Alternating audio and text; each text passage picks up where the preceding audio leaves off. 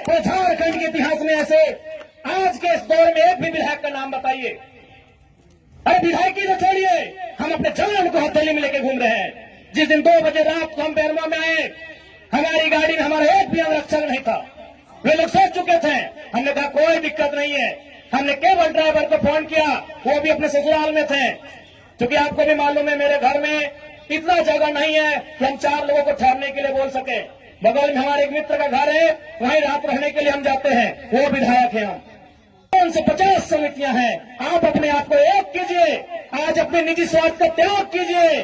आज अपने मन के मतभेद को त्याग कीजिए। क्योंकि आज अगर नहीं समझे तो याद रखिएगा आने वाले 20 सालों में, और आज तो कम से कम आपके हिस्से की बात कोई कर पा रहा है, आपकी हक की बात कोई बोल पा रहा है। आने वाले दिन अगर बोलेंगे ना तो शायद आपकी जबान काट ली जाएगी, बिल्कुल काट ली जाएगी। ये कौन सा रूप था? आप ही बताइए, कौन सा रूप था प्रशासन का? देखा था ना आपने? अरे पुलिस तो छोड़िए, पानी बरसाने वाली गाड़ी थी, आंसू गोला छोड़ने वाली गाड़ी थी, रबर गोली छोड़ने वाली गाड़ी थी, अग्निशमक की गाड़ियां थी, जैसे मानो किसी आतंकवादी से लड़ाई में आए हैं।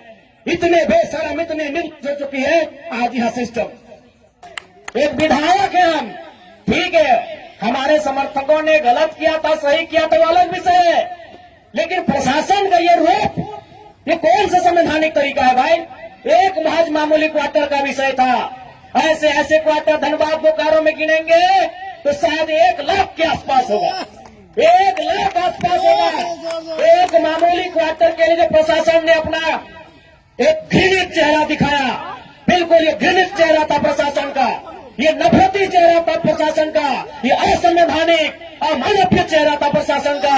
एक विधायक के साथ जब वो इस प्रकार का व्यवहार कर सकते हैं तो सोचिए आम ग्रामीण रैयत विस्थापितों का क्या हश्र होगा आने वाले सालों में। इसलिए आज मैं तमाम रैयतों से, जिन्होंने किसी परियोजना में, किसी कल कारखाने में, कि डीवीसी की परियोजना हो या सीसीएल पीसीसीएल की परियोजना हो, जिन्होंने अपनी जमीन देने का काम किया है, आज उन्हें एक मंच में आने की आवश्यकता है। मैं आपसे यह आह्वान करने आया। ऐसा टीम बनाकर आई थी जैसे मानो वो रैयतों से नहीं बल्कि किसी आतंकवादियों से मुकाबला करने आए हैं। क्या हाल होगा आपको सोच के देखिए। एक विधायक है हम, ठीक है, हमारे समर्थकों ने गलत किया था, सही किया था, वो अलग विषय है। लेकिन प्रशासन का ये रूप, ये कौन सा संवैधानिक तरीका है भाई? एक महज मामूली क्वार्टर का विषय था। ऐसे ऐसे क्वार्टर धनबाद बोकारो में गिनेंगे तो शायद 1 लाख के आसपास होगा, 1 लाख आसपास होगा। एक मामूली क्वार्टर के लिए जो प्रशासन ने अपना एक घृणित चेहरा दिखाया, बिल्कुल ये घृणित चेहरा था प्रशासन का, ये नफरती चेहरा था प्रशासन का, ये असंवैधानिक अमानवीय चेहरा था प्रशासन का। एक विधायक के साथ जब वो इस प्रकार का व्यवहार कर सकते हैं तो सोचिए आम ग्रामीण रैयत विस्थापितों का क्या हश्र होगा आने वाले सालों में। इसलिए आज मैं तमाम रैयतों से, जिन्होंने किसी परियोजना में, किसी कल कारखाने में, कि डीवीसी की परियोजना हो या सीसीएल पीसीसीएल की परियोजना हो, जिन्होंने अपनी जमीन देने का काम किया है, आज उन्हें एक मंच में आने की आवश्यकता है। मैं आपसे यह आह्वान करने आया। आज मैं एक विधायक हूं, एक 30 साल का युवा, एक सुनहरा सपना, एक सुनहरी जिंदगी हमारे सामने, लेकिन आज उस जिंदगी को ठोकर मार के हम कांटों की ताज को स्वीकार करते हैं। उस सुनहरी, उस मखमली जीवन को हम ठोकर मार के कांटों के रास्ते को चुन रहे हैं। जबकि आपको भी मालूम है हम माननीय हैं, फूलों का बिस्तर हमारा स्वागत करने के लिए तैयार है, लेकिन हम कांटों की राह चल रहे हैं। आज प्रत्येक दिन दर्जनों ठेकेदारों का फोन आता है, बैठेंगे विधायक जी, दर्जनों वीआईपी लोगों का फोन आता है, 2 मिनट बैठिए विधायक जी।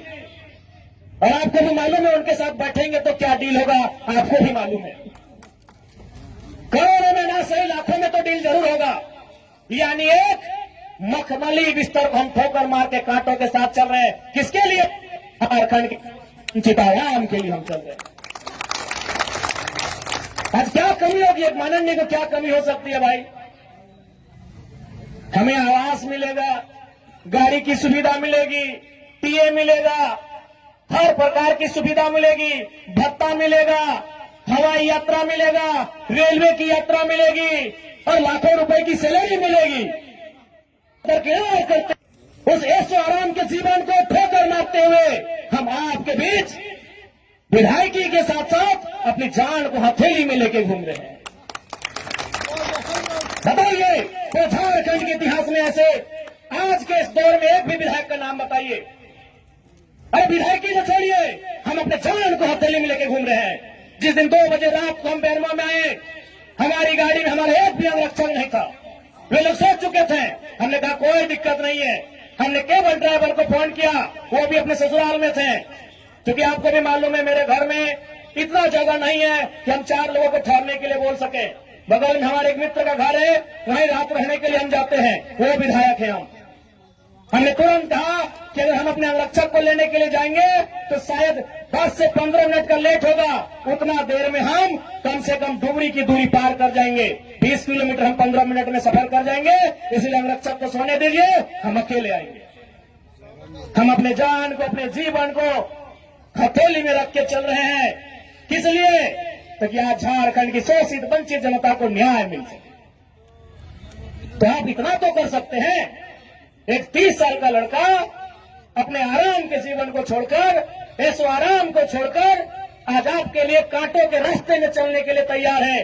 आप कम से कम ये जो 15, 16, 50, 60 समितियां बना के रखे हैं विस्थापन के नाम में, क्या एक नहीं कर सकते हैं? आप जिस दिन एक करेंगे, इनको यहां से उखाड़ के फेंक देंगे। अब कीजिए। आज बीएसएल में भी हम जाते हैं, वहां 52 समितियां हैं। विस्थापन मोर्चा, विस्थापन क्रांतिकारी मोर्चा, विस्थापन उलगुलान मोर्चा, तो विस्थापन इनकलाब मोर्चा, 52 से 50 समितियां हैं। आप अपने आप को एक कीजिए। आज अपने निजी स्वार्थ का त्याग कीजिए। आज अपने मन के मतभेद को त्याग कीजिए, क्योंकि आज अगर नहीं समझे तो याद रखिएगा आने वाले 20 सालों में, और आज तो कम से कम आपके हिस्से की बात कोई कर पा रहा है, आपकी हक की बात कोई बोल पा रहा है। आने वाले दिन अगर बोलेंगे ना तो शायद आपकी जबान काट ली जाएगी, बिल्कुल काट ली जाएगी। तो कौन सा रूप था? आप ही बताइए, कौन सा रूप था प्रशासन का? देखा था ना आपने? अरे पुलिस तो छोड़िए, पानी बरसाने वाली गाड़ी थी, आंसू गोला छोड़ने वाली गाड़ी थी, रबर गोली छोड़ने वाली गाड़ी थी, अग्निशमक की गाड़ियां थी, जैसे मानो किसी आतंकवादी से लड़ाई में आए हैं। इतने बेशरम, इतने निर्लज हो चुकी है आज यहां सिस्टम। आज हो सके आज भी मेरी बातों को कुछ लोग तोड़ मोड़ के प्रस्तुत करेंगे कि विधायक के बोल सुनिए। अरे उनको नहीं मालूम है विस्थापन का दर्द क्या होता है। अगर वे विस्थापन को अध्ययन कर लेते तो शायद ये बोली बोलने का अवसर नहीं देखते। इसलिए आज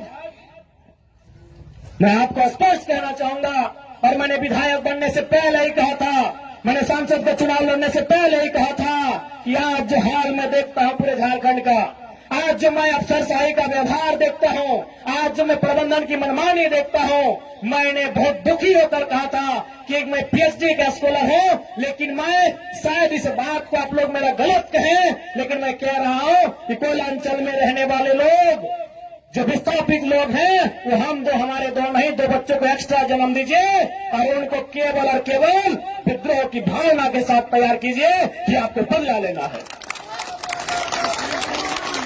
बिल्कुल इस मेरी बात से बहुत सारे लोगों को आपत्ति होगी कि माननीय कैसा बोल रहे हैं, लेकिन उनको क्या मालूम कि जिस जमीन को हमारे बाप दादा ने 1970 में दिया है, हमारे बाबूजी मर गए, लेकिन आप भी जवान बेटा बुढ़ापे किए चला गया है, लेकिन इंसाफ नहीं मिल पाया।